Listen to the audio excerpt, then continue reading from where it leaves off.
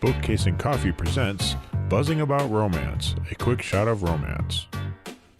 Hey everyone, welcome to a quick shot of romance. I am Becky, and joining me for this episode is podcast contributor Jenni. Hi, Jenni. Hi, Becky. So on this episode of A Quick Shot of Romance, we are reviewing A Very Merry Bromance by Lyssa K. Adams. This is book 5 in the Bromance book club. Okay, 2 questions. You and I did Bromance Undercover together. Correct. And have you read, so that was book 3. So there's a book in between this one? No, Bromance Undercover is book 2. So have you read the 2 books in between this book? No, I read 1, 2, and 5. Okay. Same. Totally the same. I do want to say this is a traditionally published book, and it is one of the few traditionally published books that always seems to meet my expectations and deliver with a really good, solid story and enough spice that I'm not left sad. I would agree. Like, I would not know it was like traditionally pubbed if I did not look already. Yeah. Okay, read us the synopsis from Goodreads. 'Tis the season for a bromance book club matchmaking mission. This time, they're pulling out the mistletoe for everyone's favorite country music star, Colton, and his second chance at love. Country music's golden boy, Colton Wheeler, felt the most perfect harmony when he was with Gretchen Winthrop. But for her, it was a love him and leave him situation. A year later, Colton is struggling to push his music forward in a new direction. If it weren't about to be the most magical time of year and the support of the Bromance Book Club, he'd be wallowing in self-pity. It's hard for immigration attorney Gretchen not to feel a little Scrooge-ish about the excess of Christmas when her clients are scrambling to afford their rent. So when her estranged, wealthy family reaches out with an offer that will allow her to better serve her community, she's unable to say no. She just needs to convince Colton to be the new face of her family's whiskey brand. No big deal. Colton agrees to consider Gretchen's offer in exchange for 3 dates before Christmas. With the help of the Bromance Book Club, Colton throws himself into the task of proving to her there's a spark between them. But Gretchen and Colton will both need to overcome the ghost of Christmas past to build a future together. So the release date on this is November 1st of 2022. This is a second chance romance, men read romance, music star, one night stand, favors for love, and it absolutely is holiday centered romance. This is book 5 in the Bromance Book Club. It is a standalone. The put out percentage was 59%. If you take away, because the book opens with their one night stand that happens 1 year previous to the actual chunk of the book. Right. But we don't get a lot of details. We don't. It's the next morning and she's trying to sneak out. Right. Which is hilarious. Okay, so put out percentage is 59%. Audiobook narrator. So I did listen to the audiobook narration, and it was Andrew Iden, who, for many people, know that is the alternate pseudonym. Well, that's his real name for Teddy Hamilton. And I had such a blonde moment while listening to this book. Because I was filling out the form for this episode and it says, oh, who's the audiobook narrator? And I put Teddy Hamilton. And then I was going through the book listing to make sure I had everything correct. And it says Andrew Iden. And I'm like, no, I'm pretty sure that's Teddy Hamilton. So you're like, my ears deceive me? Yeah. So anyway, he's very honest and open about his pseudonym. So anyway, just a little piece to note. Okay, so let's talk about the Very Merry Bromance. I love the whole concept of the Bromance Book Club.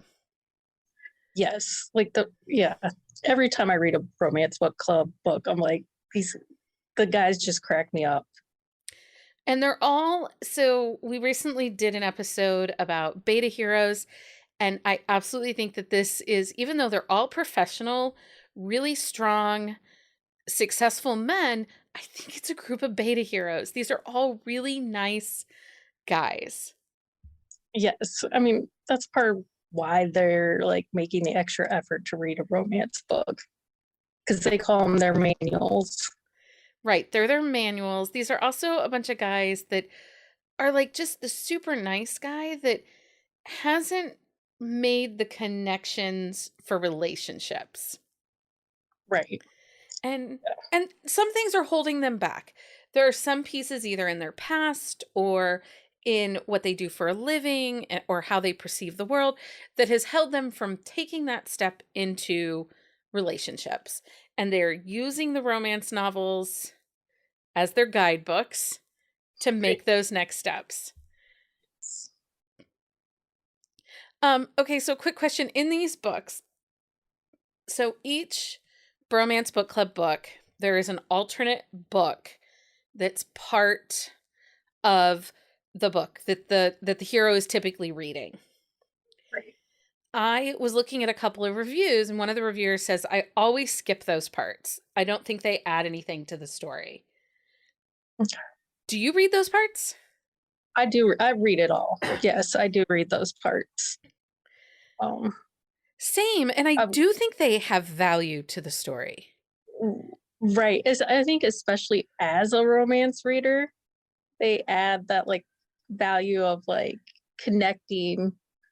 Because I mean, I don't think it's possible to read a book and not try to like connect yourself to the main characters in some way. So you can kind of see how like in this book how Colton would connect himself to the main characters. Yeah. Yeah. And actually, in this book, I felt like Gretchen needed the romance novel more than Colton did. Right. She should have been the member of the Bromance Book Club in this book. Yes. In the book that is in the book, he does give her that book. Yeah. Yeah.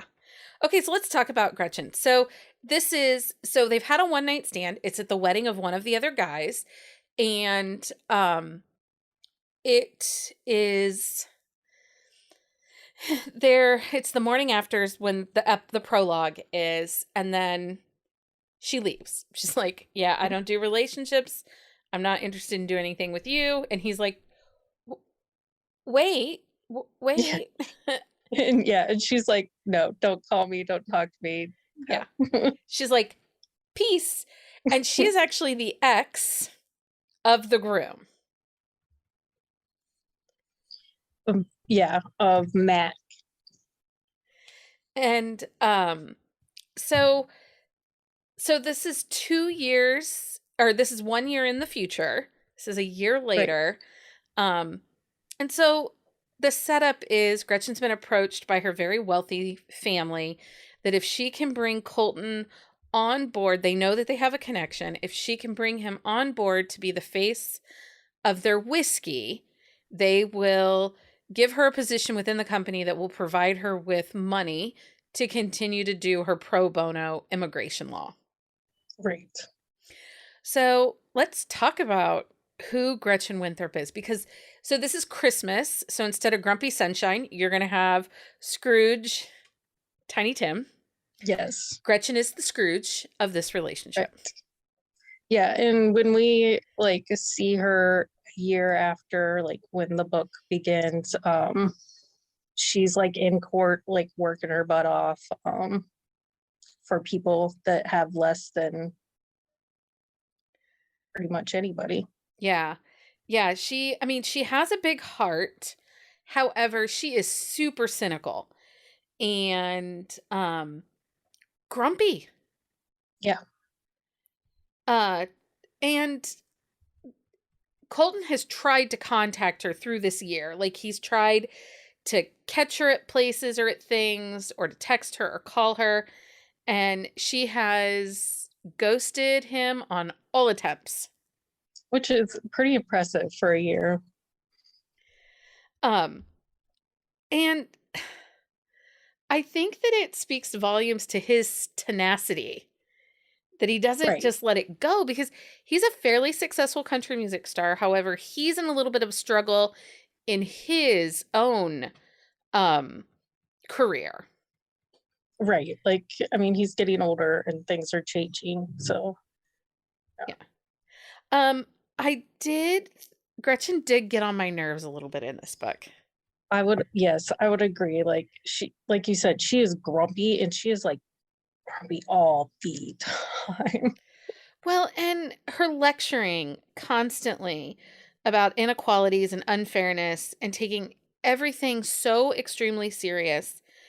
Um, ignoring the fact that you can choose your own family, you can create your inner circle with the ones you love, but instead she just constantly harps on everybody and everything around her, and nothing is ever good enough, and it kind of breaks my heart for her a little bit. Right. Because it's definitely like a traumatic response to the way she grew up. And she certainly has this internal struggle of, is she enough? But I sometimes think we see that in a heroine who is trying, or even a hero who's trying to be kind of that do-gooder. Right. Like, yeah, she definitely feels like she has something to prove. Um, okay, so let's talk about Mr. Colton, because he is sunshine and rainbows. Like, he is elf of Christmas Yes. joy. Yeah. And like, even when he finds himself in like not the ideal situation, he just like rolls with it. Like, oh, And he's so funny. Says, I will be the face of your family's whiskey and help you get to where you want to be, but in return, you owe me 3 dates. And so it's kind of the favor for a favor. right. And his time that he spends with her, he doesn't just say, okay, let's spend time together, romantic dinners. No, he's decided it's his personal mission that he wants her to love Christmas, and she does not want to love Christmas. Right. Like yeah, each one of the dates like consist of something like traditional Christmassy. Yeah. Yeah, it was pretty funny. Um, okay, the bromance club moments, as always, with any of these books, are the best. Yes, I would agree. Like, yeah, there's a moment where they're like trying to get Vlad into a Santa suit, and it's the opposite of what you normally expect when someone doesn't fit in the Santa suit. Yeah. Yeah. Well, and Vlad's a hoot anyway. I mean, he's just the chaotic Russian. I adore him. I And adore then he him. has the cheese guy at his house. I was like, that doesn't seem like a good idea. No, not at all. Not at all. Um, and again, when we read these books, I absolutely expect there to be witty banter. And Lyssa Kay Adams, I think, is one of the examples of someone that does this exceptionally well. The banter between Colton and Gretchen, the banter with Colton and the other book club members. It really keeps the pace of this book constantly moving. Right, that's what I was gonna say, like, it definitely moves fast, so you can get, like, a lot of information in a short period of time. And this book does have a dark moment. And it was, in my opinion, an unnecessary conflict that caused this breakup. Um, but it wasn't really a breakup. It was like they broke up, but they were almost instantaneously making up at the end. Um, and nobody really talked as like you expect from grown-ups. Yes. Yes, because it's a pretty fast turnaround on the resolution, um, and like you said, like, it before, during, and after, there's not a lot of, like, communication about what's going on. There's not. And, again, I always feel like with the bromance book clubs, I'm getting exactly what's promised to me. I'm getting exactly what I want. The fun winning banner, it makes it easy to read. It makes it light. Um, I do think that these books are absolute products of traditional publishing. They're not very steamy. It's a slower burn feel to it. And I was trying to think of some holiday romances that might fit into similar with the Bromance book club. Mm. And if you liked Jana Aston's Reindeer Falls, I think these are this is very similar, just not as I would agree. no butt stuff. No butt stuff. I think Will and Nash has her Holiday Brothers series. And I think these fit very nicely into that also. And then one of the things that we always talk about whenever we do a holiday romance is the Die Hard test. So just a brief explanation. There's the great American debate of is Die Hard a Christmas movie? In my house, Die Hard is considered a Christmas movie. In other Same people's here. houses, it's not. That's okay. No judgment for being wrong. It's fine. But anytime we read a holiday Christmas-based romance, we have to put it to a Die Hard test, meaning the big thing is with like the Die Hard movie is, could that movie take place outside of a Christmas holiday? Would you have the exact same movie if it, say, took place on President's Day? So we have to put this book to that kind of test. So this is very much being sold and marketed as a holiday Christmas romance. Would you say that The Very Merry Bromance passes the Die Hard test? I initially said no. I mean, there are definitely parts that are very Christmassy, but I didn't feel like it was like integral to the plot. Okay. Like this story could have happened around like the summer, and he's trying to get her to like enjoy the outside. To go on a vacation because she's a workaholic. Yep. There you go. I agree. You know, it could have been, it kind of reminded me, and I can't think of the movie right off the bat, Sandra Bullock and Ryan Reynolds, and she's the workaholic and he's kind of the goofy assistant. Is that The Proposal? Yeah, I think that's a proposal. Yeah. So if you think about that kind of movie, it's just that they're on a business trip. And it's the same similar kind of vibes to this book. And so, no, it could have been a vacation fling, not a Christmas fling. I don't know that Christmas played enough integral part of this book to truly pass the Buzzing About Romance Die Hard test. Okay. Anything else? It's a really fun read. Like, it is a really fun read, and it's available at most libraries because it is a trad pub. It wasn't on Hoopla yet, but eventually they do all end up there. But I was able to listen to the audiobook through Libby, through our Overdrive. So that was also very helpful.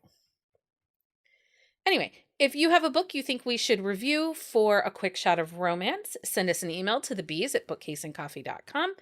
Jenni, thank you so much for joining me for this episode and reviewing our first holiday romance of the season. Thanks for having me. Until next time, everyone, happy reading.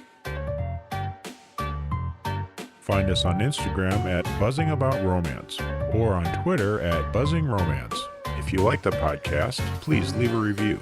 If you'd like to support us directly, join the Bookcase and Coffee Patreon and receive exclusive content only available to Patreon members. Check out bookcaseandcoffee.com for our on-the-shelf show notes.